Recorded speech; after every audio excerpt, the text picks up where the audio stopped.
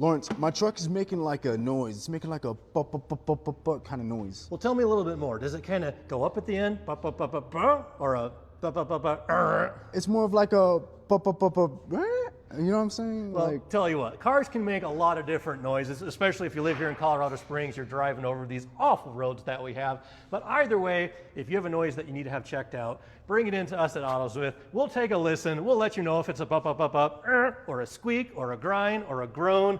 There's lots of different noises your car can make, but we'll figure it out and we'll fix the problem. well, Lawrence, regardless, what could be some of the reasons as to why my truck is making those noises? Well, there's probably a million different things. Some common ones that we see, maybe you have a loose component in the steering or suspension. That will often make a noise that's a little bit more rhythmic. Like you go over a bump, you hear a clunk, clunk. It's not necessarily consistent.